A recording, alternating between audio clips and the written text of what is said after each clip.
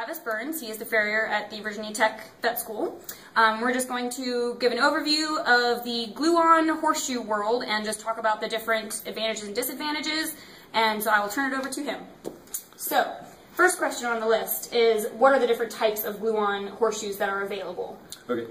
Well, there are several different types of glue-on shoes on the market. They tend to fall in two large categories. You have an indirect method, which are shoes like this that have a fabric cuff or some mechanism where glue is attached to the outer hoof wall. And another example of that would be kind of a tabbed horseshoe like this, or even another cuff horseshoe that looks like this. And so all these are glued onto the horse's hoof, all on the outer wall, so no glue on the bottom. Okay. And then the other method of gluing on shoes would be what we call the direct glue-on shoe method, and it's simply taking any aluminum shoe that will be cleaned, and it will actually be glued or attached to the horse's hoof on the bottom of the horse's hoof. So this is what we call direct gluing, and it can be done with any aluminum shoe on the market. Unfortunately, our adhesives don't really bond to steel, so we don't really glue on a lot of steel shoes. But any aluminum shoe, so any brand, any type, any therapeutic device, whatever, you can easily adhere to the bottom of the foot. So most of the direct glue-on shoes like this that are metal are going to be made out of aluminum, is that correct? Yeah, almost all of them. Okay. Very rarely would you be able to glue on a steel shoe. Okay. So, gotcha. Yeah.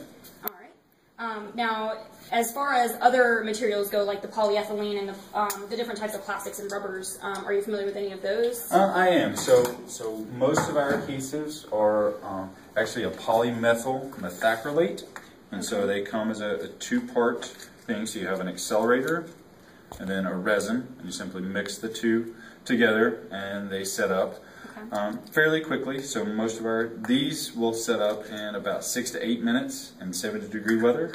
And obviously that's very temperature dependent, so the colder it is, the slower it'll set up, the warmer it is, the faster it'll set up. Okay. And we also have our urethane adhesives, which are like this, that set up much, much quicker. So this one sets in 1 minute to 30 seconds.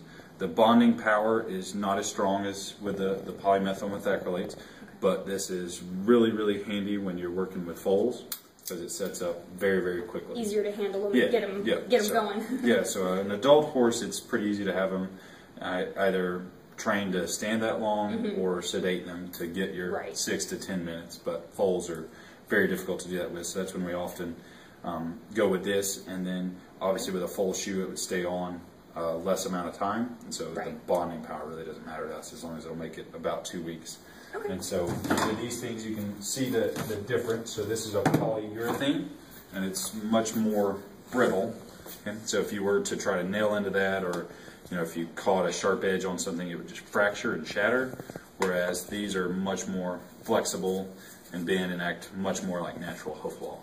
So that polymethyl methacrylate. That more matches the texture of the actual hoof material.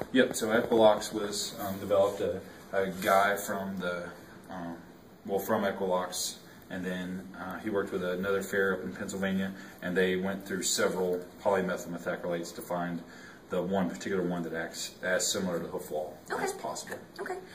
Now, one of my next questions was mostly about the advantages and the disadvantages. Looking at the glue, and obviously the time to get the glue to set is going to be a disadvantage in some cases. It is. As far as advantages with concussion absorption? Okay. Yep. So with the direct glue method, there's not really a lot of concussion absorbing mechanisms. If anything, it probably reduces it a little bit because it disengages the frog.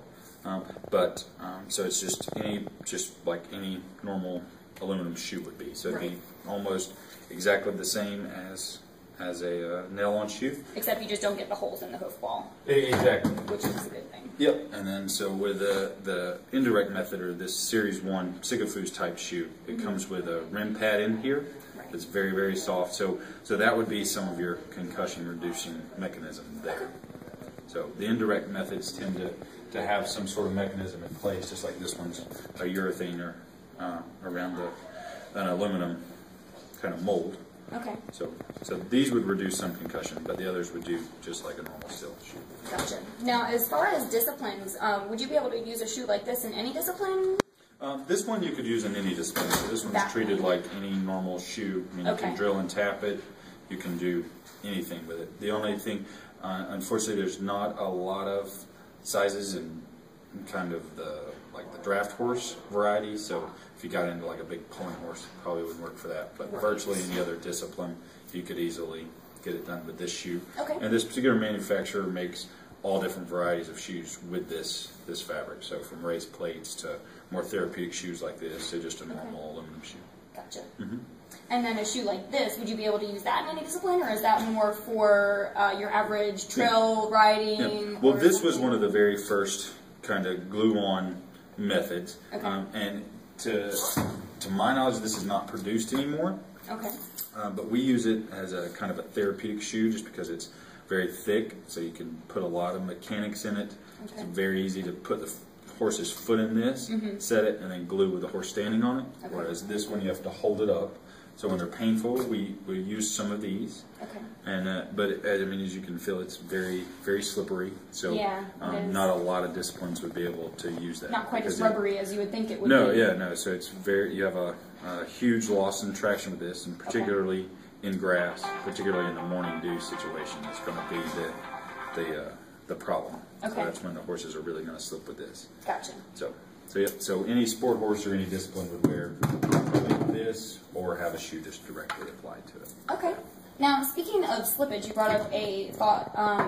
I read an article online that talked about going from different terrains quickly, like, say, going from a muddy trail right into a dry stall. Is there a lot of problems that you see with glue-on shoes, with just going straight from wet conditions to dry conditions? No. So if the shoes, when they're applied, the hoof has to be cleaned and prepped pristinely. So it has to be free of any dirt, debris, oils, anything like that. And it has to be as dry as you can possibly get it. And then this glue, it takes about 24 hours for it to fully cure. And after that 24-hour period, it's just like a normal hoof. Like you can go through, water. You can go through a creek. You can do whatever you want. They can be out in the rain, the mud, whatever. Now, for that 24-hour period of setting, would you want them to be stalled, or at least in a dry field? Yeah. So at least in a dry field. But we do like for them to be stalled. Because it does limit their movement some. But in reality, I've put these on and then watch a horse run cross country in 15 minutes. And the shoes didn't come off? No, so it's one of the more, these are pretty expensive, so they cost about $80 a pair just to purchase.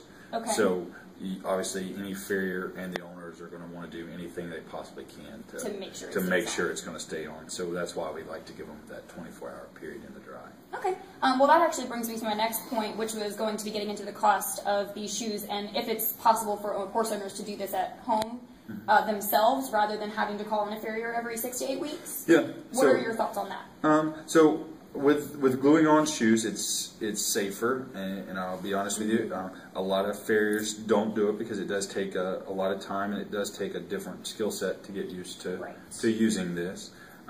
But it does take away some of the skill of shaping a shoe. Okay, so it does take that away. It takes away the danger of having a nail.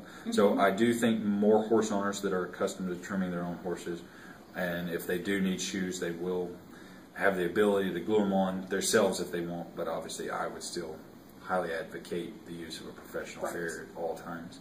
Anytime any shoe is applied, because I mean there is a leveling act to it, and even horse owners that trim their own feet, if you don't get it perfectly balanced, it's not that big of a deal. They're going to walk around, the horse will kind of self-adjust. But once you put a shoe on, the horse is locked in that state of balance, or however you trim that horse for 6 to 8 weeks, or whenever you pull the shoe. Or even if you put more adhesive on one side and it was thicker on that side, that could also put it out of balance. You could make a pressure kind of thing. If you don't prep the hoof wall perfectly and you have any pockets of dirt, debris, it's easy for those to abscess. If you have any pockets of like white line disease or any bacteria that's infiltrated the horse's hoof wall, if that's not treated properly, it can be exacerbated by the use of glue. So, and I guess I would advocate any time a shoe is put on a horse's foot that it should be done by a competent professional farrier. So bottom line, glue-on shoes, very good, very beneficial for therapeutic uses, obviously, but can also be good for riding, can be a little bit expensive, but I guess bottom line here would be that preparation and cleanliness of the hoof before you put it on is going to have a great deal to do with your final cost and your the time that it stays on. Exactly. So it is something horse owners need to think about. If they have a horse that does need a glue-on shoe, they need to have a clean, dry place for the farrier to work. Probably cleaner and drier than normal conditions. I mean, this is very difficult to just put on out in the field, but in a nice, clean barn with a kind of a clean floor, concrete floor, rubber mat, something that they can keep clean while they're trying to get the shoe on is important. So it's not uncommon for farriers to ask horse owners to meet them at vet clinics to glue on shoes. A, because you have a nice clean environment, and B, because then you have a vet there that can easily sedate the horse. Because if you're directly gluing and there's a mishap, you can clean it and put it on. But if once the glue hits this fabric and it sets up, it's out. Like if it goes wrong, you can't just clean it and start over. So you're out whatever the cost of the shoe is, and so unfortunately somebody has to pay that, whether it's the owner or the farrier. So So particularly if it's the first time, we do like to sedate all horses to do that. One last question before we wrap up here. You had just brought another thought to my mind about this fabric. Now, when these horseshoes are going to come off in their normal time frame, does this fabric do any damage as it's coming off to the hoof wall at all? Or no. So this shoe is this piece of fabric down at the bottom is cut. The shoe comes off, and then you grab the end of the fabric with your shoe pullers and peel it around the hoof wall. So it's kind of like a can that you're peeling around. And so if there is weak or diseased hoof wall, it will pull it away. But it will absolutely not cause any damage to normal, healthy hoof wall. So weak areas, like let's say we put this on a horse that has had shoes nailed on, there's weak crumbly wall around the nail holes. When this comes off, it will likely pull that weak crumbly wall away. But healthy hoof wall, it will not do any damage to it. But that is a common misconception. Well, good. I'm glad we touched on it then. All right. Well, that is all we have for glue-on shoes today. Thank you, Travis. I appreciate it.